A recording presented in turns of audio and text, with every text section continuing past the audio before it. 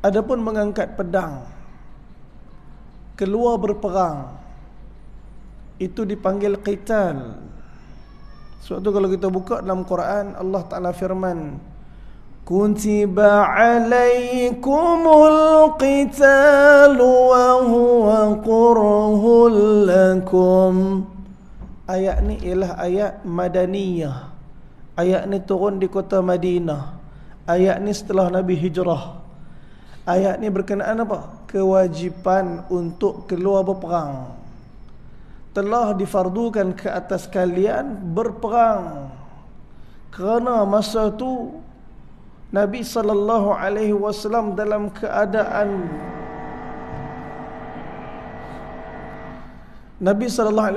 dalam keadaan terhimpit bersama kezaliman orang-orang Quraisy. Tatkala mereka telah merampai harta-harta orang Islam yang ditinggalkan ketika mana mereka berhijrah daripada Mekah menuju ke Madinah, Allah Subhanahu wa taala telah menetapkan satu ketetapan. Tuan-tuan, di dalam sejarah tamadun manusia, siapa orang pertama yang diperintahkan untuk angkat pedang? Nabi Adam AS? Belum lagi. Zaman Nabi Adam AS hanya dakwah. Nabi Adam mendakwahkan kepada anak-anak cucu baginda untuk beriman kepada Allah dengan syariat Allah, bertauhidkan hanya Allah. Itu the first level of human civilization. Itu ialah layer pertama, lapisan pertama. Belum ada orang kafir, belum ada orang yang tak beriman kepada Allah. Bapa mereka Nabi Adam yang turun daripada syurga atas ketentuan takdir ketetapan Allah. Tuan-tuan perempuan dirahmati oleh Allah Subhanahu wa taala. Maka belum ada angkat pedang lagi. Maka turun sebahagian riwayat mengatakan Nabi Allah Adam diberikan suhuf oleh Allah 10. Kemudian Allah Ta'ala angkat Nabi Syais AS, anak Nabi Adam lepas kewafatan Nabi Adam. Ketika itu dah terpecah dua kelompok.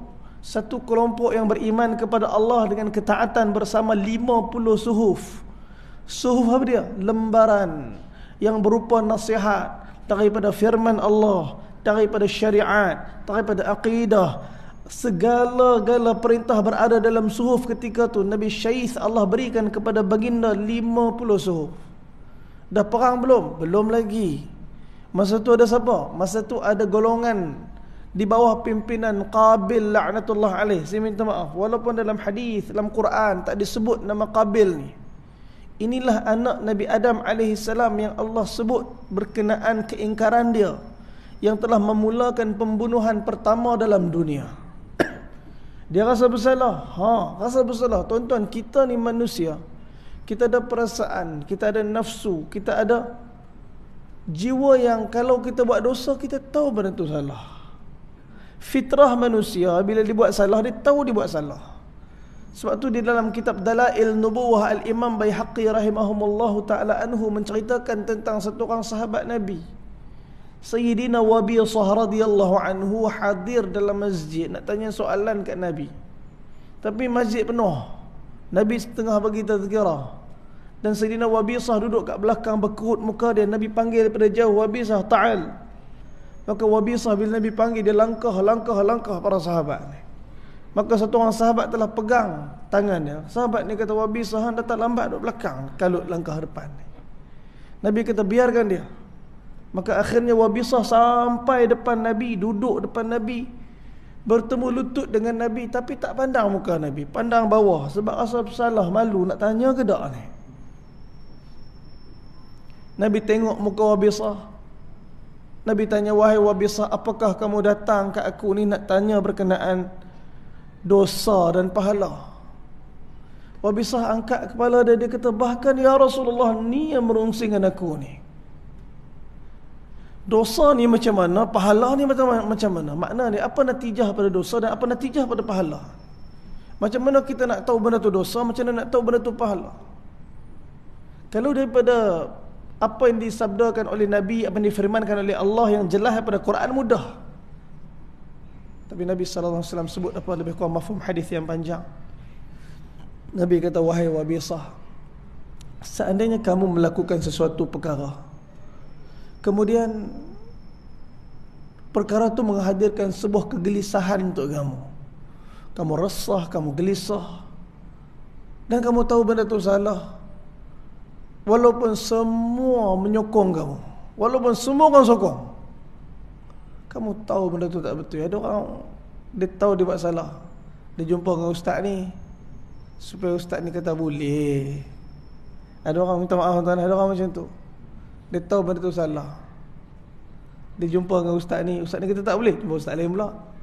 Kok ustaz ni kata boleh, tak boleh, jumpa ustaz lain pula. Saya minta maaf, kami pernah buat program dengan satu golongan ni lah. Ada satu orang abang ni, dia mai duduk dekat saya. Kalau tuan-tuan tengok, tuan-tuan pun confused, dia ni abang ke kakak. Tapi saya panggil dia abang lah, sebab kita tahu dia abang. Dia tanya, ustaz, saya nak tanya, saya ni sebenarnya diberikan oleh Allah naluri perempuan, cuma saya ni seolah-olah dipenjarakan di dalam jasad lelaki. Ustaz, apakah salah saya menyempurnakan naluri saya dalam kehidupan saya yang sebenarnya perempuan ni? Tuan-tuan, inna lillahi wa inna ilaihi raji'un. Allah subhanahu wa ta'ala tak pernah salah dalam menciptakan apa-apa pun, dan Allah tak pernah salah dalam menentukan apa-apa pun. Yang salah kita selalu salah faham dengan Allah. Yang salah kita selalu menyalahkan takdir Allah. Tuan-tuan, saya cuba beritahu yang salah-salah lah cakap kat dia. Yang betul-betul lah. Cuma Allah sebut satu perkara, Allah firman dalam Quran, inna salata tanha 'anil fahsya'i wal munkar. Salat akan mencegah kita daripada fahsyak dan munkar. Jadi saya begitu dia, abang jaga sembahyang, abang betul-betul jaga sembahyang, insya-Allah Allah Ta'ala akan keluarkan abang daripada segala masalah dan kemungkaran. Tuan-tuan, benda yang salah tu salah, walaupun semua orang sokong kita. Satu dunia kata betul, betul, betul, benda memang salah. Betul apanya? Kita tahu gelisah kita ni, walaupun semua orang sokong, rasa tak sedap, dosa lah tu. Seandainya kata Nabi, kamu buat satu perkara yang perkara menghadirkan ketenangan, ketenteraman dalam jiwa kamu, kemudian semua orang, walaupun semua orang menentang kamu, walaupun semua orang lawan kamu, walaupun semua tak puas hati dengan kamu, tapi benda tu yang kamu buat tu tegak, itu hak, maka itu pahala. Tuan-tuan, para sahabat ridwanullahi ajma'in boleh rujuk dengan Nabi, kerana Nabi ada di zaman mereka hidup dengan Nabi ketika tu. Sebab tu kita hidup zaman ni, 4 perkara yang besar yang harus kita pegang sungguh-sungguh: Quran, Sunnah, ijma' ulama. Sebab tu kena ada dengan ulama kita, dan qiyas. Tuan-tuan, ni perkara yang sangat besar untuk kita pegang. Sebab tu zaman Nabi Syais alaihi salam, golongan Syais, alhamdulillah, golongan yang masih lagi bersama dengan Nabi dan bersama dengan suhuf-suhuf. Tapi golongan Qabil laknatullah alaih, maka telah menjauhi kebenaran. Masa tu dah ada orang syirik belum dah ada orang yang kafir belum lagi. Baru second layer. Tuan-tuan, tapi walaupun mereka beriman kepada Allah, mereka penuhi dengan keingkaran, hidup mereka menyempurnakan nafsu dan dosa. Meninggal dunia, wafat Nabi Syais alaihi salam, dilantik Kanaan bukan Nabi, dia cuma raja. Selesai Kanaan, dilantik pula Anwas. Selesai Anwas, dilantik Muhallalal. Tuan-tuan, siapa dia Muhallalal? Muhallalal ialah manusia pertama yang membentuk kerajaan pertama dalam dunia. Diceritakan negara tamadun pertama dalam dunia ialah Babylon. Allah sebut dalam Quran, "Wattaba'u ma tatlu asy-syayatin 'ala mulki Sulaiman." وَمَا كَفَرَ سُلَيْمَانُ وَلَكِنَّ الشَّيَاطِينَ كَفَرُوا. Telah dibacakan oleh syaitan-syaitan yang hidup di zaman Nabi Sulaiman alaihissalam, yakni sihir-sihir. Kata Allah, bukanlah Sulaiman itu kafir, tapi yang kafir itu syaitan. يُعَلِّمُونَ النَّاسَ السِّحْرَ وَمَا أُنزِلَ على الملكين ببابل هاروت وماروت. Dan mereka mengajarkan sihir, yang mana hakikatnya sihir itu dipelajari daripada dua malaikat yang Allah Ta'ala turunkan di sebuah negeri yang bernama Babil. Malaikat tu nama dia Harut, malaikat tu nama dia Marut. Jadi tak payah nak berdebat lah Harut Marut ni malaikat ke apa ke. Memang Allah beritahu dia malaikat. Allah turunkan dia di sebuah negara yang bernama Babil. Babil ni siapa? Babylon. Babylon mana? Besar masa tu. Babylon termasuklah Turki, termasuklah Iraq hari ini. Negara yang cukup besar, tamadun awal dunia. Sebab tu kalau kita buka dalam buku sejarah sekolah-sekolah kita, dia ada taman tergantung Babylon. Tuan-tuan, ini ialah peringkat awal kehidupan manusia. Baru berapa layer tu? Baru 4 layer. Baru peringkat keempat, baru lapisan keempat manusia. Muhallalal ialah satu orang raja daripada cicitnya Nabi Adam AS. Meninggal dunia Muhallalal diganti dengan Yarith. Meninggal dunia Yarith diganti dengan Enoch.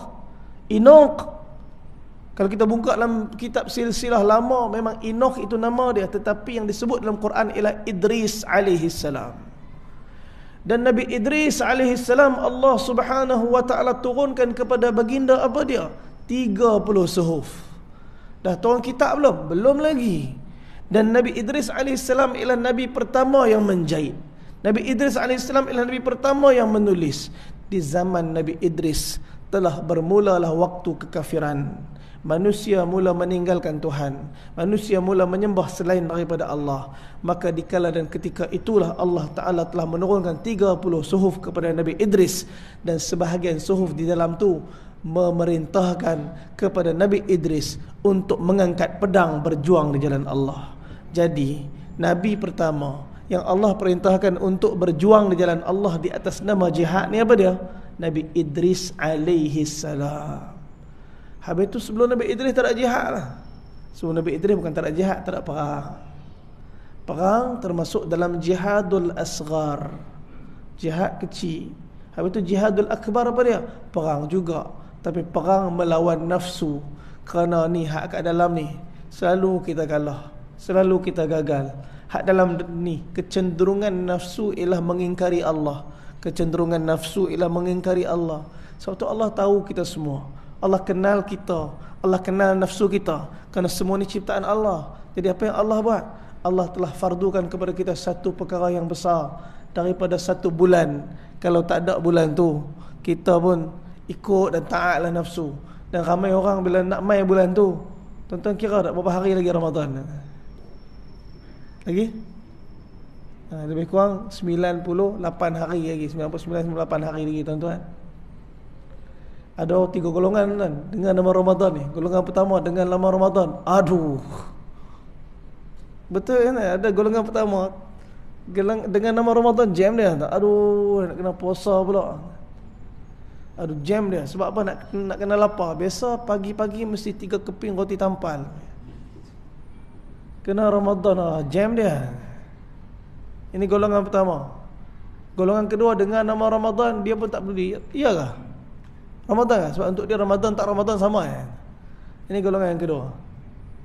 Golongan ketiga, ini golongan yang Allah Ta'ala beritahu golongan yang beriman. Kutiba alaikumus siyam kama kutiba alal ladhina min qablikum la'allakum tattaqun. Nak bentuk takwa tu kata Allah Subhanahu Wa Ta'ala. Inilah bulan yang Allah Ta'ala hadirkan puasa 1 bulan ni untuk mengekang nafsu kita, penjarakan nafsu kita, tarbiyah nafsu kita, didik nafsu kita. Kerana jihadul akbar ni perkara utama yang menjadi asbab tergelincir satu orang itu ke dalam keredaan Allah atau kemurkaan Allah. Sebab tu tuan-tuan, belum tentu orang yang keluar berperang jalan Allah diterima oleh Allah. Saya minta maaf. Dalam perang Khaybar berlaku, satu orang lelaki yang semua orang melihat dia seolah-olah satu orang yang cukup hebat dalam berperang. Nabi kata, wallahu wa min ahli nar. Ahli neraka ni. Satu orang lelaki, dia perang dalam perang Khaybar. Ketika mana dia menghayun pedang dan telah menetak ramai di kalangan musuh, dan banyak di kalangan musuh mati dengan tangan dia. Tapi dia telah cedera.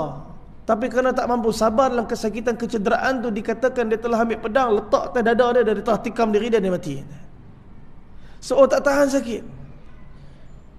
Dia tengah berjuang di jalan Allah, dia tengah berperang di jalan Allah, dia telah membunuh ramai musuh-musuh Allah, tapi akhirnya dia kalah dalam memerangi diri nafsu dia. Tengah berperang jalan Allah ni, kalah dengan hak dalam ni. Tak tahan mentaati nafsu ialah kekalahan dalam perang. Tuan-tuan, ada satu orang yang sahabat kata, ya Rasulullah, kami lihat dia ni mati membunuh diri dia. Dia berkata, tak, wa min ahlil jannah wa min asyuhada. Dia daripada ahli syurga, kata Nabi, dan dia di kalangan syuhada. Sebab apa? Sahabat kata, kami nampak dia bunuh diri dia. Bukan, Nabi kata. Bahkan Jibril menceritakan kepada Nabi apa yang berlaku pada dia. Satu orang sahabat yang telah menghayun pedang dia. Dia rendah, sahabat ni pendek. Pedang dia pun hujung tu patah. Jadi dalam perang tu dia hayun, seorang pun tak kena. Dia hayun pedang, seorang pun tak kena. Lah kali pedang tu kena lutut dia. Pedang tu kena lutut dia sendiri, rebah dia, keluar darah banyak. Kerana pendarahan tu syahid dia. Nabi kita ada di kalangan ahli syurga. Kerana dia bukan bunuh diri dia, dia terkena, dia sendiri kena. Tuan-tuan, sebab tu di dalam berperang, hatta di dalam peperangan, belum tentu Allah Ta'ala terima. Sebab tu peperangan zahir yang kita nampak daripada jihadul azghar, itu daripada jihadul akbar, peperangan yang berada dalam nafsu kita. Berhenti azan dulu kan? Azan dulu kan? Ha? 9 minit. Ha? 50 saat lagi. Oh, susah juga kan estimate tu Jadi tuan-tuan, sebab tu Nabi Idris alaihi salam, Allah Ta'ala perintahkan baginda untuk berjuang di jalan Allah, kerana ketika itu orang telah mula kafir. Bukan hanya kafir, yang kafir tu melawan pula, yang kafir tu menyerang pula, yang kafir tu dia mengancam pula keselamatan. Maka di atas itulah Allah Ta'ala perintahkan peperangan. Islam is not spread by sword, but Islam is spread by word. Ini perkataan. Cuma satu perkataan yang beza dia. SWORD, pedang, sword. Bila buang sword tu, dia akan jadi word. Islam tak tersebar dengan pedang, tapi disebarkan dengan perkataan dan dakwah. Sebab tu Nabi bila hantar para sahabat, Nabi tak hantar mereka untuk terus serang, tapi ada negotiation. Kita berhenti azan insya-Allah.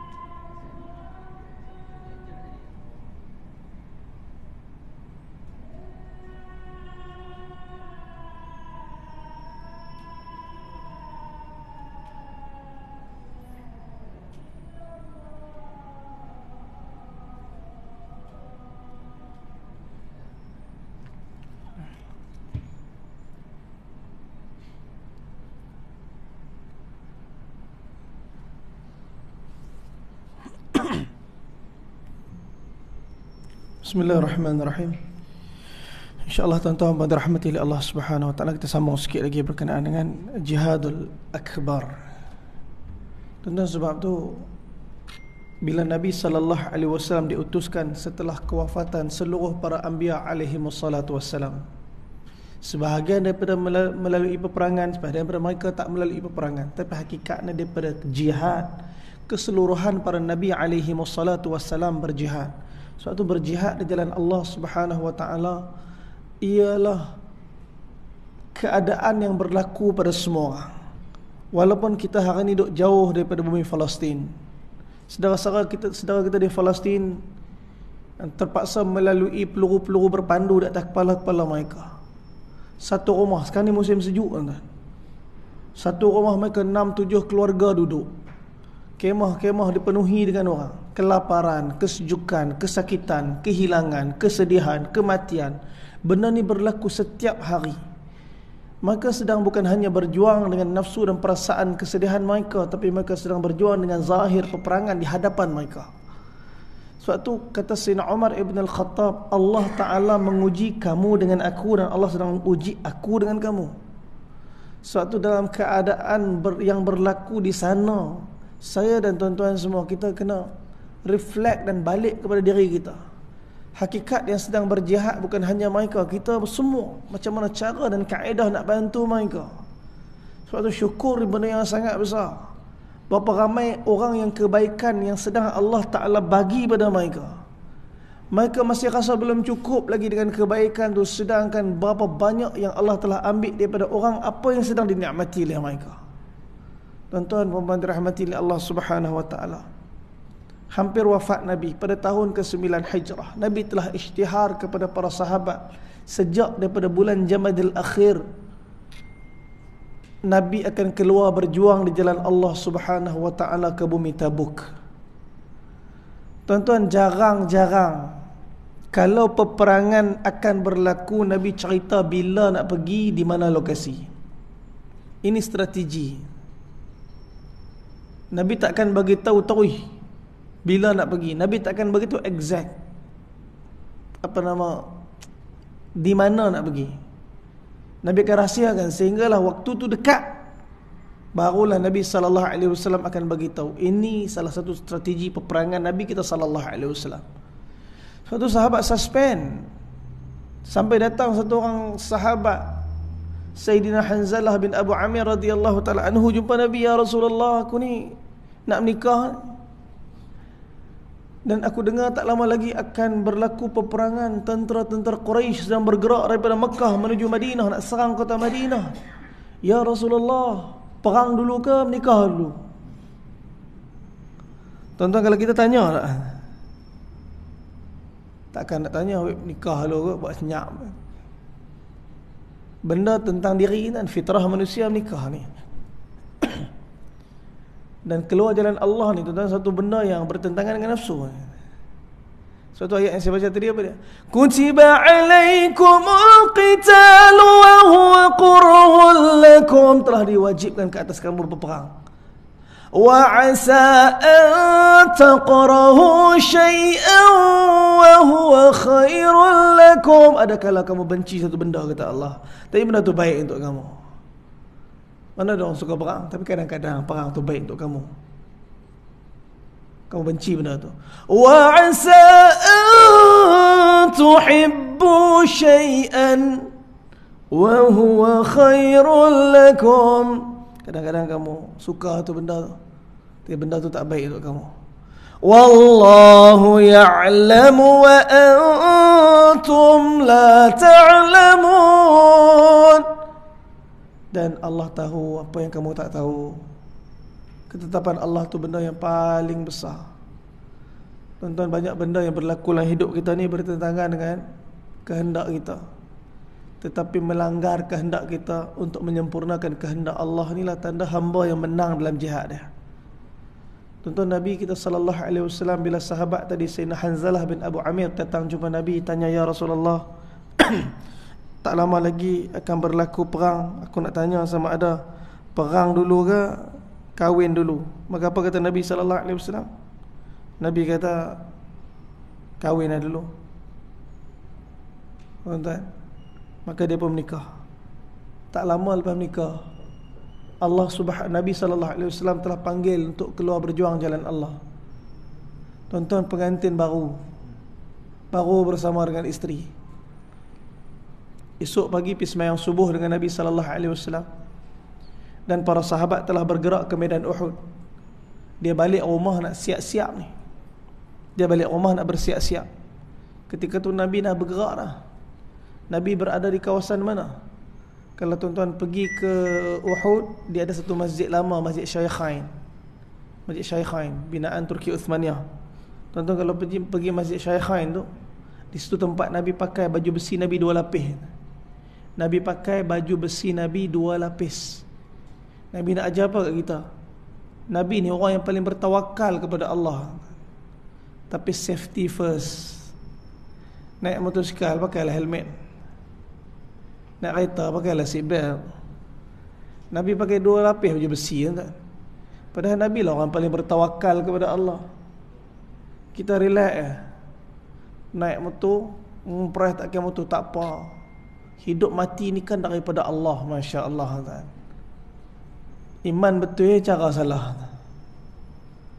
Betul lah dia cakap tu hidup mati daripada Allah, tapi kaedah tu tak betul tu.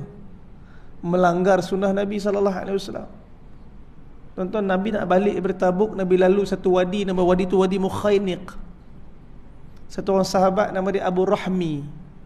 Abu Rahmi radhiyallahu anhu ni, tuan-tuan, dia naik unta. Lepas tu dia microslip, tuan-tuan.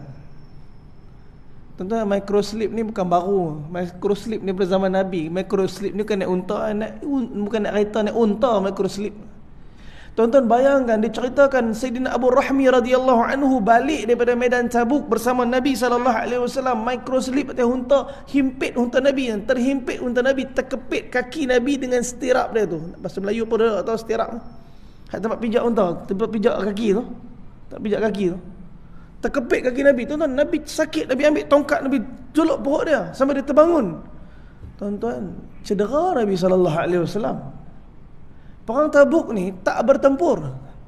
Perang Tabuk, tentera Rom tak datang. Peperangan Tabuk tak bertempur. Tapi Nabi balik cedera. Kecederaan Nabi sebab siapa? Sebab sahabat. Sebab apa? Microslip. Tuan-tuan, microslip telah mencederakan Nabi. Kita microslip memang bahaya. Tu keluarga boleh meninggal. Sebab tu kalau mengantuk sangat, safety first, berhenti tidur lah. Berhenti tidur. Tapi kadang-kadang nak tidur pun bekerja ke sana ke sini. Nak tidur tengah jam pula sangkut. Hak tu haklah kali masuk buah lori tu. Mengantuk, pegang steering macam makan ubat tidur. Duduk berdiri elok tak ada apa pun, pegang-pegang steering, ya Allah, dia punya nak meninggal. Dia punya mengantuk dia. Inna lillahi wa inna ilaihi raji'un. Nabi SAW telah cedera balik daripada medan Tabuk. Perjalanan jauh, tuan-tuan. 20 hari bergerak perjalanan tu. 20 hari Nabi tinggal di sana dan 20 hari Nabi balik ke kota Madinah. 2 bulan Nabi meninggalkan Madinah dalam peperangan Tabuk. Tuan-tuan, Nabi SAW sampai di Madinah, Abu Rahmi ni dia rasa bersalah.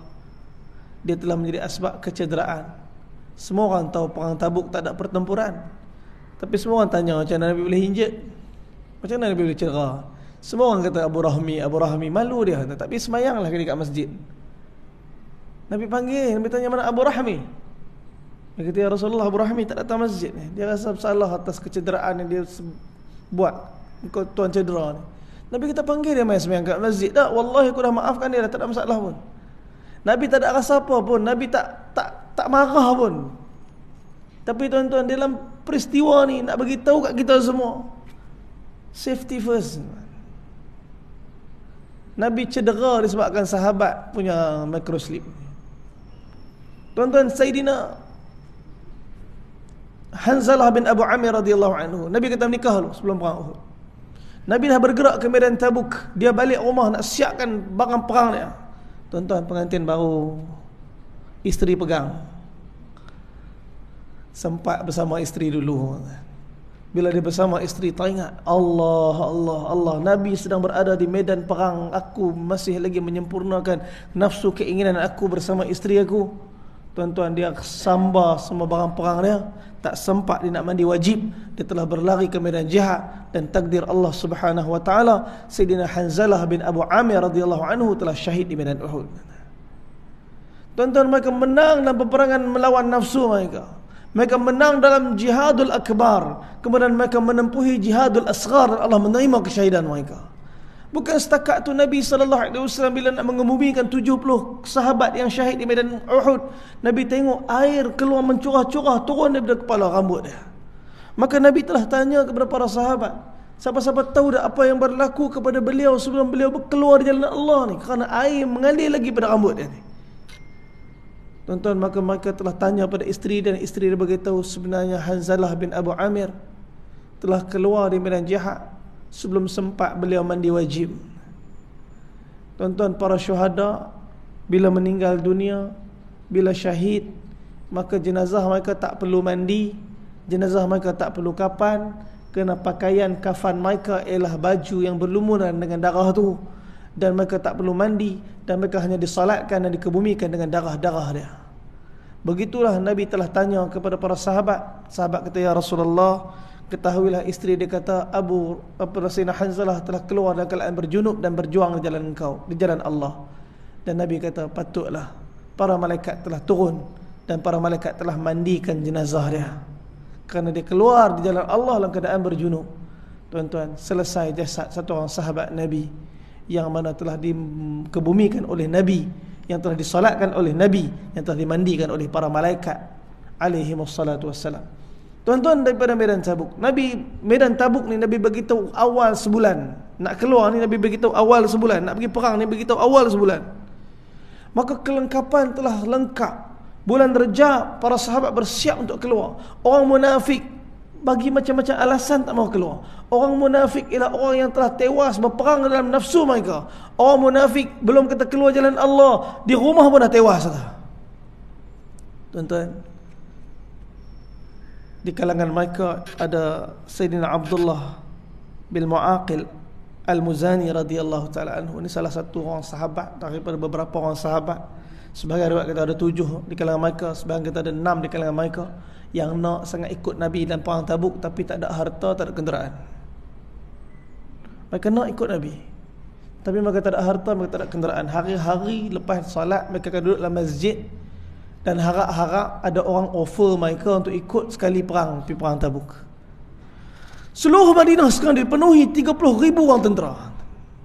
30,000 para sahabat bersiap menunggu arahan Nabi untuk keluar berjuang jalan Allah. Orang-orang kafir, minta maaf, orang munafik sedang berusaha pula untuk menahan, menyekat daripada orang Islam keluar jalan Allah. Macam-macam alasan. Mereka jumpa Nabi. Ada satu orang datang jumpa Nabi, orang munafik, kata, ya Rasulullah, aku bukan tak mau, tapi aku ni kalau tengok wanita-wanita Rom tu nanti aku tak tahan. Dengar kata wanita-wanita tu cantik. Tuan-tuan, sebenarnya dia bagi alasan dia tak mau keluar perang. Maka Nabi kata dah tak payah ikut. Nabi kata kita akan menuju peperangan dengan Bani Asfar. Bani Asfar, kita panggil orang putih. Nabi kata Bani Asfar. Asfar ni apa? Kuning. Nabi panggil orang kuning, kita panggil orang putih. Jadi sebenarnya orang putih itu ke orang kuning, kata. Tuan-tuan tengok lepas tu putih ke kuning. Tuan-tuan, Nabi panggil orang kuning. Dah kali kita pening kepala, kita panggil Mak Saleh. Tak pasal-pasal, tuan. Mak Saleh aja dia. Tuan-tuan, Nabi kita sallallahu alaihi wasallam tahu di kalangan orang munafik ni datang dengan macam-macam alasan. Nabi tahu sebahagian mereka yang beriman yang betul-betul nak pergi. Sayyidina Abdurrahman ibn al-Auf datang infakkan harta, Sayyidina Umar ibn al-Khattab datang infakkan harta, Sayyidina Ali ibn Abi Talib datang infakkan harta. Maka semua datang pada Nabi infakkan harta-harta mereka. Umar kata, kali ni mesti ku menang lawan Abu Bakar. Sebab apa? Walaupun Abu Bakar dalam perang Tabuk ni infakkan seluruh harta dia, aku bagi separuh je harta aku, tetap harta aku akan melebihi harta Abu Bakar Siddiq. Tuan-tuan, sebenarnya dah keluar perang belum? Belum lagi. Tapi mereka sedang berjihad dengan nafsu-nafsu mereka. Tuan-tuan, kita nak bagi sedekah kan, banyak berkira ke macam mana? Selalu nak bagi sedekah macam-macam kan. Hari Jumaat tu perang, tabung lalu tu, kalau tak hulok nampak kerekut kan. Nak hulok pula tengok duit bercampur dalam poket tu, warna purple, hijau, biru, semua bercampur kan. Kalau ambil tengok pilih, nampak juga ni berkira-kira betul dia dengan masjid ni, berkira-kira betul dengan Allah yang tak pernah berkira-kira dengan dia ni. Lah kali belajar nak ikhlas kan, belajar nak ikhlas, seluk bismillah lah, tak tengok sam, tapi hati dah tak tenang ni. Rasa purple dah tu, rasa purple ni. Dia tengok je tabung tu berhenti kat mana. Habis tuan-tuan, tengah sembahyang Jumaat, tengah khutbah pun tak khusyuk lah. Imam khatib tu duk cerita apa, sebab duk tengok ke tabung. Aku boh purple dah rasa ni, aku purple dah rasa ni. Dah tu je ada purple sekeping. Tuan-tuan, lah kali habis sembahyang Jumaat, semua keluar-keluar seluk-seluk tengok keluar, memang sah boh purple. Lari masuk cari balik tabung tadi. Jumpa dengan Tok Siak, kata, "Pakcik, saya minta maaf pakcik, ada duit saya dalam tu." Tok Siak kata, "Memanglah, dah hang bubuh." "Bukan pakcik, saya bubuh 100, saya ikhlas 10 ya. Saya nak minta balance ni pakcik." Tuan-tuan, sedekah pun minta balance. Tuan-tuan, kita ni berperang dengan nafsu ni bukan senang. Hak tu ni jihad akbar ni. Tuan-tuan, nak bagi hak kita sayang. Allah firman apa? "Lan tanalul bir hatta tunfiqu mimma tuhibbun." Sekali-kali kamu takkan sampai kepada tahap kebaikan yang sempurna sehingga kamu bagi harta yang paling kamu sayang. Hak paling sayang tu bagi, tuan. Orang tengok, relax hari ni bagi. Orang tak tahu hak perang dalam hati tu. Orang tak tahu perang kat dalam tu. Nampak macam relax hari ni bagi. Hang tak sayang. Tuan-tuan, senyap dia. Ni perang ni kat dalam ni. Nak bagi ni, nak dapat adalah susah. Ikhtiar dia, nak dapat dia. Tuan-tuan, sebab tu bila Abdullah ibn al-Mubarak jumpa dengan Sayyidina Sa'id ibn al-Mughaffal, siapa dia ni? Tahun haji tu Abdullah ibn al-Mubarak mimpi di depan Kaabah yang Allah Subhanahu wa ta'ala tak terima semua orang yang mai tunaikan haji. Malaikat bercakap-cakap. Ini mimpi Abdullah ibn al-Mubarak, satu orang saleh, satu orang yang bertakwa, satu orang yang Allah Subhanahu wa ta'ala dekat dengan dia. Dia mimpi di antara perbualan dua malaikat, dan tahun tu 70,000 orang mai buat haji, semua Allah tak terima. Tuan-tuan, boleh jadi tak? Boleh jadi. Kita kadang-kadang buat umrah main langgak. Tak apalah, Allah akan Maha Pengampun, senang je. Takwa apa dia? Takwa ni ialah menjauhi yang syubhah. Bukan kata yang haram, yang syubhah pun dia tinggal. Ni takwa. Ada orang kata tak apa, ikhtilaf ya, boleh, insya-Allah. Tuan-tuan, takwa ialah meninggalkan ikhtilaf. Kalau memang terpaksa baru dia di jalan. Tapi kalau memang dia dapat mengeluarkan diri daripada ikhtilaf, dia akan keluarkan diri dia daripada ikhtilaf. Tuan-tuan, bukan senang nak hadir dengan takwa ni. Sebab tu jalan takwa ni. Takwa ni macam mana? Takwa ni kalau saya ambil air isi dalam cawan ni penuh, saya nak bawa air ni ke ujung, macam mana cara berjalan? Kita jalan hati-hati, kita ikhtiar supaya tak ada air yang tumpah. Tapi malangnya jalan kehidupan ni bukannya lurus. Jalan kehidupan ni penuh dengan rintangan. Kadang-kadang kena langkah, kadang-kadang kena lompat, kadang-kadang kena ngelak, kadang-kadang kena tunduk, kadang-kadang tertumpah juga. Sebab tu dalam tumpah tu taubat kepada Allah Subhanahu Wa Taala. Dan taubat ni mahal. Dan taubat ni bukan untuk orang musyrikin. Taubat ni bukan untuk orang fajir. Taubat ni bukan untuk orang-orang yang berdosa. Taubat ni untuk siapa? Ya ayyuhalladzina amanu tubu ilallah. Wahai orang beriman, bertaubatlah pada Allah. Allah perintah orang yang iman dalam hati dia untuk bertaubat. Tubu ilallahi taubatan nasuha. Bukan taubat saja, taubat nasuha. Benci dengan dosa tu, kena kita benci, kita dibuanglah api neraka. Asa rabbukum an yukaffira ankum sayyiatikum. Mudah-mudahan kerana taubat tu Allah tukar yang buruk, yang jahat, yang dosa jadi kebaikan dan pahala. Tuan-tuan, Allah sayangkan semua hamba dia. Hatta orang yang ingkar pun Allah Ta'ala sayang.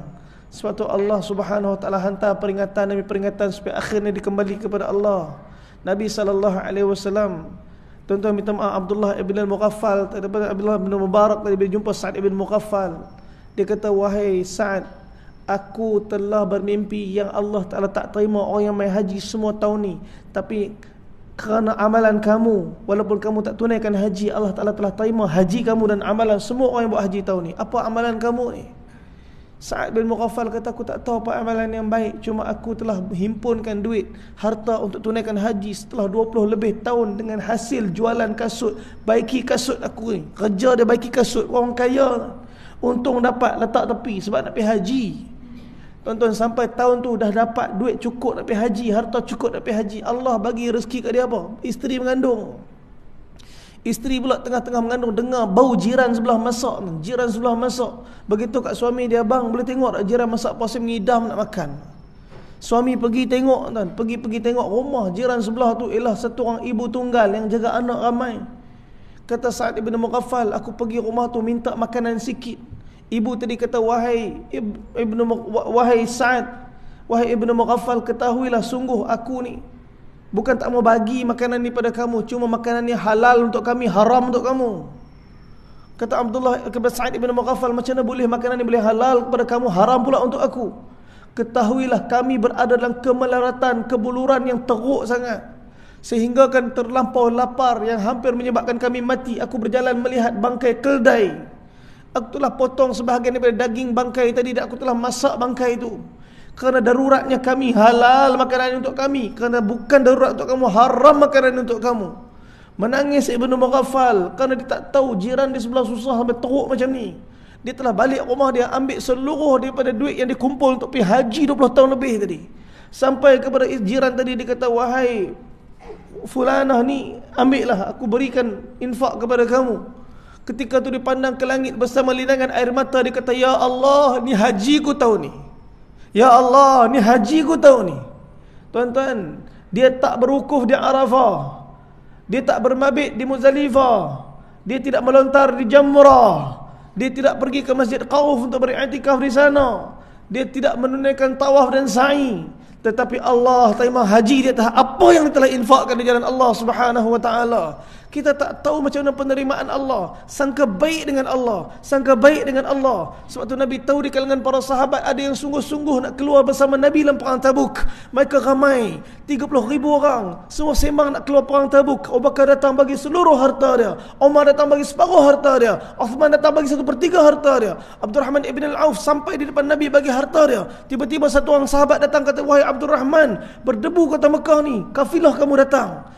Abdurrahman kata, kafilah aku datang. Ya, dan ada orang-orang peraih-peraih sedang tunggu di tepi nak beli seluruh daripada harta-harta kamu ni dengan 2 kali ganda pada sebelum-sebelum ni. Kata Abdurrahman, panggil mereka. Mereka datang, jumpa Abdurrahman. Abdurrahman, apakah kau setuju nak jualkan harta-harta kau ni dengan 2 kali lipat yang biasa kami beli? Kata Abdurrahman, sungguh ada orang yang telah menawarkan kepada aku lebih daripada tawaran kamu.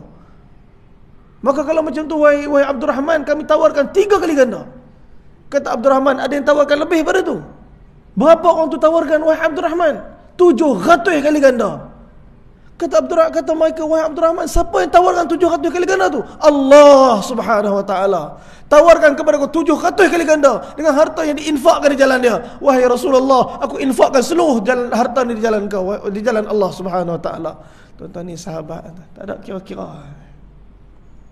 Umar bagi separuh, Abdurrahman, Sayyidina Abu Bakar Siddiq bagi semua. Walaupun Abu Bakar Siddiq tak kaya masa tu, dia bagi semua. Tuan-tuan, dalam semua perang Nabi selalu tanya, bagi berapa?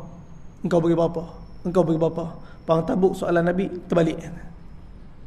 Kalau Nabi tanya engkau bagi berapa, memang Abdurrahman menang lah. Memang Umar menang. Abu Bakar kalah sebab Abu Bakar tak kaya, dia bagi semua. Semua pun tak banyak. Tapi soalan perang Tabuk lain. Nabi tanya, ma tarakta li ahlik, berapa banyak kamu tinggal untuk ahli keluarga kamu?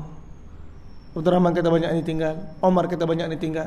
Bila tanya Abu Bakar Siddiq, ma tarakta li ahlik, apa yang kamu tinggalkan untuk ahli keluarga kamu? Abu Bakar Siddiq kata, taraktullah wa rasuluh, aku telah tinggalkan kepada mereka, wahai Rasulullah, aku telah tinggalkan kepada mereka hanya Allah dan Rasul. Tuan-tuan, tak ada apa melainkan Allah dan Rasul. Sebenarnya bila meninggalkan Allah, maka dia telah meninggalkan seluruh dunia dan segala isinya.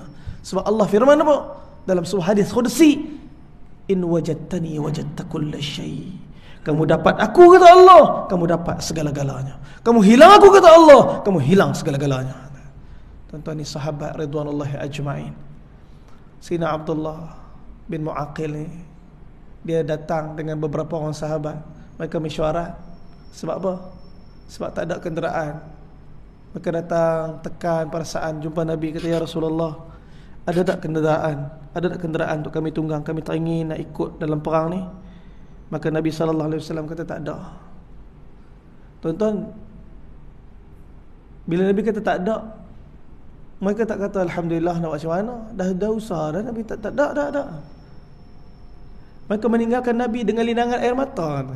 Sebab mereka betul-betul nak ikut perang. Mereka betul-betul tak mau ketinggalan dalam mujahadah perjuangan dakwah ni. Mereka tak mau ketinggalan dalam agama ni. Saya minta maaf dah, ramai orang tak mau ketinggalan dalam dunia ni. Ketinggalan dalam agama mereka rasa kecil. Ketinggalan dalam dunia, ke belakang dalam dunia ni mereka rasa, aduh dah kena ketinggalan ni. Orang semua dah makan kereta besar-besar dah.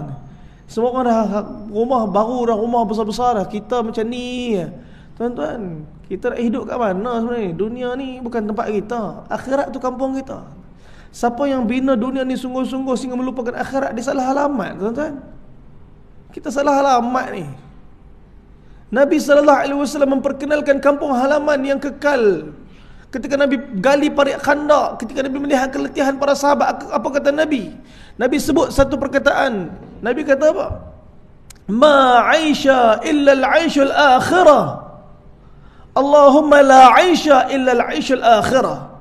Ya Allah, tak ada kehidupan melainkan kehidupan akhirat. Dunia bukan kehidupan, bahkan dunia ni imtihan dan ujian.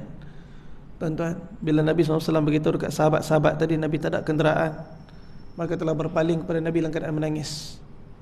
Turun ayat Al-Quran daripada surah At-Taubah, ayat yang ke-92. وَلَا عَلَى الَّذِينَ إِذَا مَا أَتَوْكَ لِتَحْمِلَهُمْ. Dan tidaklah menjadi kesalahan untuk kamu, wahai Muhammad, apabila mereka datang untuk tanya kenderaan dan kamu kata tak ada kenderaan. Memang tak ada. Nabi cek Baitul Mal, mereka tak ada kenderaan. Cukup-cukup je. Perjalanan jauh, tuan-tuan, 700 km. Madinah nak pergi Tabuk 700 km. Qulta, dan Allah Ta'ala rakam pula perkataan Nabi, la ajidu ma ahmilukum alaih. Nabi kata pula kepada mereka, sungguh kami tak ada apa-apa kenderaan untuk kamu bawa, untuk kamu tunggangi. Tawallaw wa a'yunuhum tafidu minal dam'i hazana. Maka mereka telah berpaling dalam keadaan a'yunuhum, dalam keadaan mata mereka mengalir kerana kesedihan. Air mata mereka mengalir kerana kesedihan. Sebab apa? Mereka duduk dalam masjid tu, mereka tengok semua orang excited nak pergi perang. Semua orang keluarkan harta untuk berjuang. Semua orang bagi itu dan ini untuk redakan Allah. Mereka tak ada apa-apa. Alla yajidu ma yunfiqun. Mereka menangis sebab mereka tak ada apa pun nak bagi, nak infakkan harta mereka di jalan Allah, tuan-tuan. Sebab tu hari ni apa yang mampu kita buat untuk saudara-saudara kita dekat Palestin, buat. Kadang-kadang tak mampu nak keluar harta, tapi mampu boikot lah. Tapi doa ni free, tuan. Doa ni semua orang boleh buat.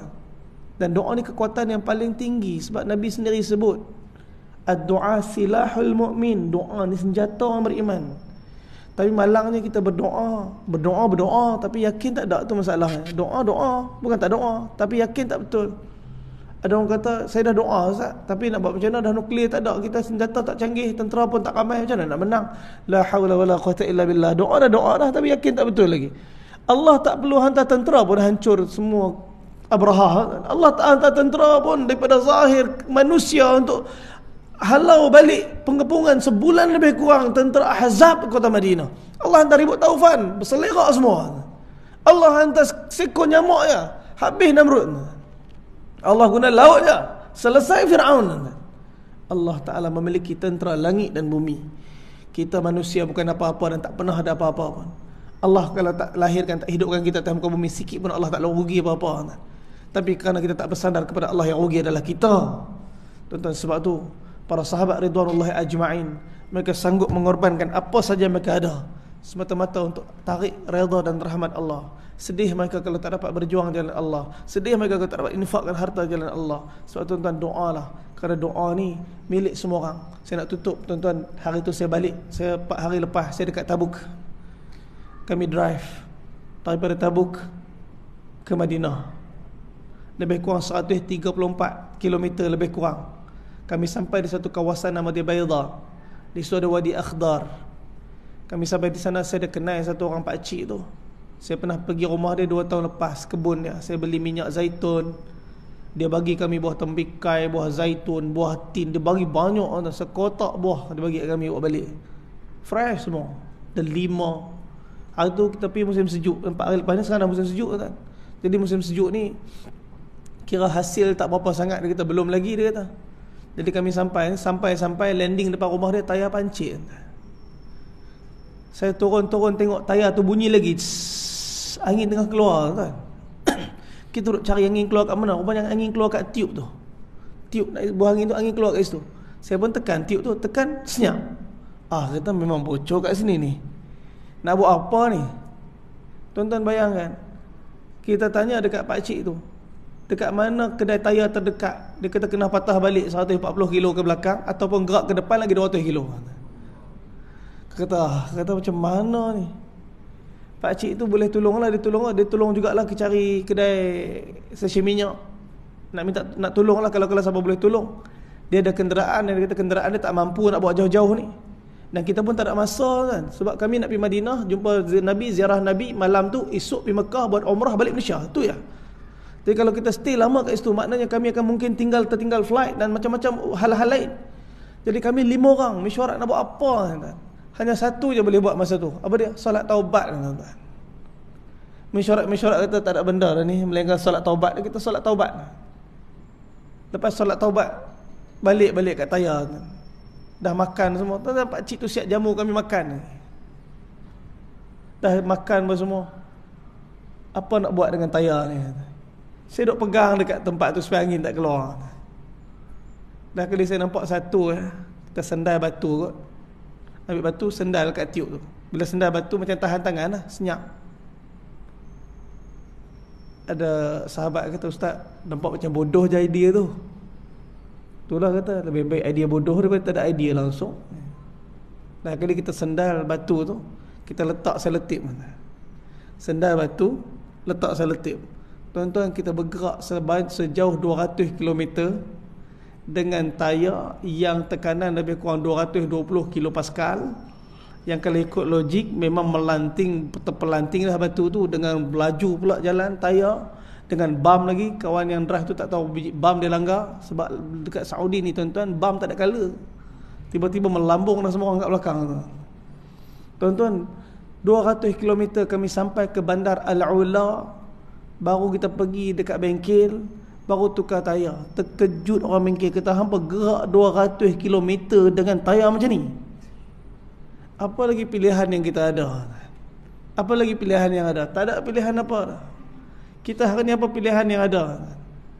Untuk kita bantu saudara-saudara kita dekat Palestin yang kita ada doa. Doa ni kita ada, dan doa ni mahal. Doa ni tak tembus ke langit selagi mana kita punya iman dan yakin kita tak betul. Bentuk keyakinan yang sempurna kepada Allah, sehingga akhirnya asbab keimanan kita yang sempurna, keyakinan kita yang betul, sandaran kita yang betul, akhirnya doa kita ditembusi dan diterima oleh Allah seperti mana Allah terima doa orang dulu. Semoga Allah Subhanahu wa taala hadirkan kebaikan pada kita semua insya-Allah atas segala-gala kenikmatan ni, dan semoga Allah Subhanahu wa taala jadikan kita asbab kemenangan di dalam agama, dan menjadi asbab kita menang dalam jihadul akbar yang paling khusus, yang paling utama ialah menentang jiwa dan nafsu kita yang sentiasa memberontak menginginkan apa yang kita inginkan sehingga menidakkan apa yang Allah inginkan. Maka Allah Subhanahu wa taala himpunkan kita di akhirat bersama dengan orang-orang yang menang dalam perjuangan demi perjuangan. Bismillahirrahmanirrahim. Alhamdulillahirabbil alamin. Wassalatu wassalamu ala rasulina Muhammadin wa ala alihi wa sahbihi ajma'in. Allahumma ya awwalal awwalin wa ya akhiral akhirin wa ya dzal quwwatil matin ويا راحم المساكين ويا أرحم الراحمين يا أرحم الراحمين يا أرحم الراحمين. Ya Allah, pandanglah kami macam dulu kau pandang Nabi dan para sahabat. Wahai Allah, betapa lemahnya kami hari ini.